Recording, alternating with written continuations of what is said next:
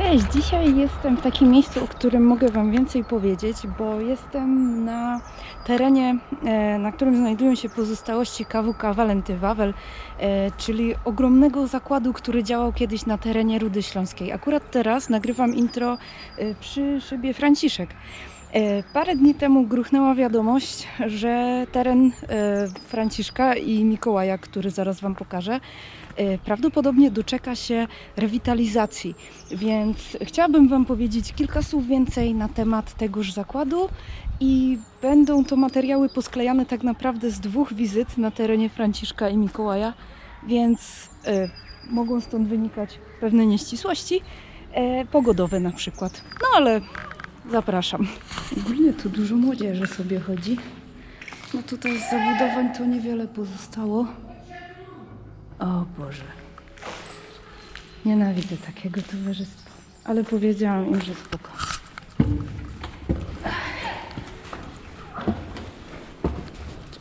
Trochę sobie wejdziemy po schodkach.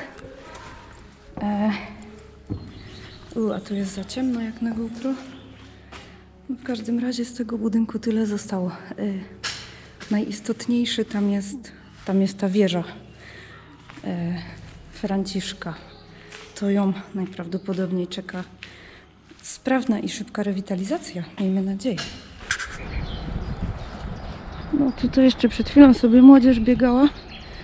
No, ogólnie miejsce jest dosyć znane okolicznie. Sobie może później tutaj podkiem wyjdę.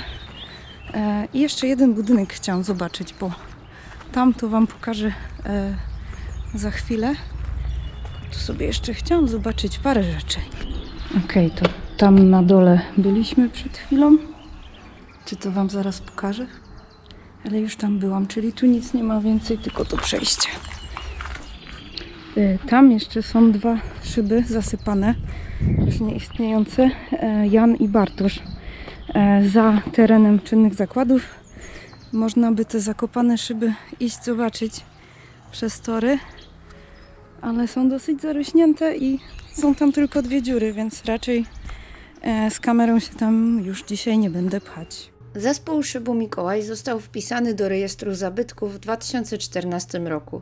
Jest on elementem najstarszej kopalni węgla kamiennego w okolicy, współcześnie znanej jako KWK Walenty Wawel. Szyb Mikołaj został uruchomiony w 1912 roku, kiedy cały kompleks funkcjonował jeszcze pod zupełnie inną nazwą.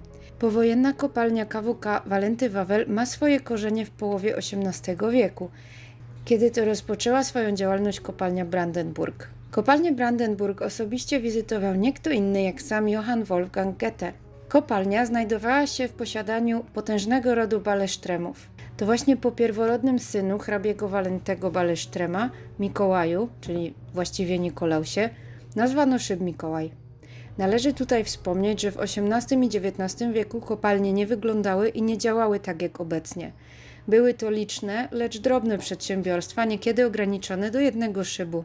W miarę upływu czasu łączyły się i przekształcały w różne postacie podmiotów gospodarczych.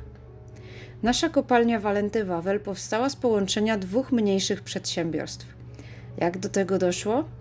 W wyniku zmian władz na Górnym Śląsku kopalnia Brandenburg została przemianowana na Wawel, natomiast pobliski Wolfgang przekształcono w Walentego. Ostatecznie w latach 30. XX wieku doszło do połączenia tych 2 zakładów. W skład ogromnego kompleksu węglowego wchodziła jeszcze koksownia i ciepłownia. Na dzień dzisiejszy część zachowanych budowli jest nadal aktywna, z czego wiele z nich podlega pod KWK Pokój lub Węglokoks. Usytuowana przy szybie Mikołaj elektrociepłownia wciąż działa. Miał jest do niej dostarczany za pomocą starego, ale nadal czynnego taśmociągu. Szyb Mikołaj, jako że, jak wspomniałam, został otwarty w 1912 roku, pamięta jeszcze istnienie kopalni pod nazwą Wolfgang. Początkowo szyb był głęboki na 445 metrów. Wielokrotnie przechodził proces pogłębiania, kończąc na 800 metrach w 1966 roku. W roku powstania szybu z Wolfganga wyodrębniono niezależne przedsiębiorstwo Graf Franz, czyli hrabia Franciszek, i to właściwie pod niego podlegał nasz Mikołaj.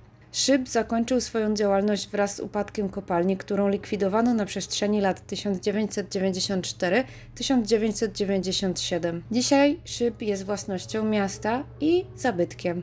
Trafił również na szlak zabytków techniki województwa śląskiego, chociaż póki co nie odbywają się na jego terenie cykliczne wydarzenia. Mam nadzieję, że sytuacja niedługo ulegnie zmianie, ponieważ są na to perspektywy. W końcu widok maszyny wyciągowej Siemensa, której koło zamachowe dumnie pręży się swoimi 6 metrami średnicy i 20 tonami wagi, robi ogromne wrażenie. Cały budynek maszyny wyciągowej został wspaniale wyremontowany i aż prosi się o głodnych wrażeń kulturalnych turystów. Przejdźmy teraz do omówienia szybu Franciszek, architektonicznie nawiązującego do stylistyki romańskiej i gotyckiej, powstałego w połowie XIX wieku. Do dzisiaj przetrwało zaledwie kilka ceglanych budynków, częściowo nadal eksploatowanych przez firmy prywatne. Stalowa wieża wyciągowa oraz neoromańska remiza Ochotniczej Straży Pożarnej, oczywiście nieużywana.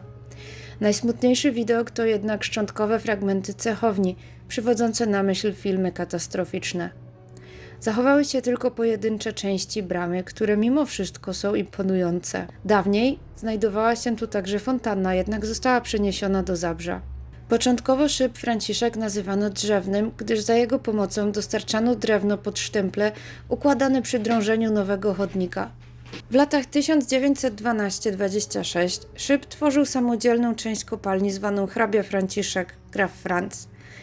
Położony jest zresztą około 3 km od głównych zabudowań. Nie był jedynym szybem usytuowanym w tej okolicy. Pierwotnie wzdłuż toru wznosiły się bowiem wieże 3 szybów: Franz, Baptist, czyli Bartosz, i Johann, czyli Jan. Okolica Franciszka jest kopalnią historycznej wiedzy pod warunkiem świadomości zarysu jej dziejów oraz umiejętnego operowania zmysłem wzroku. Serdecznie polecam spacer wzdłuż torów oraz w pobliżu zabudowań Franciszka.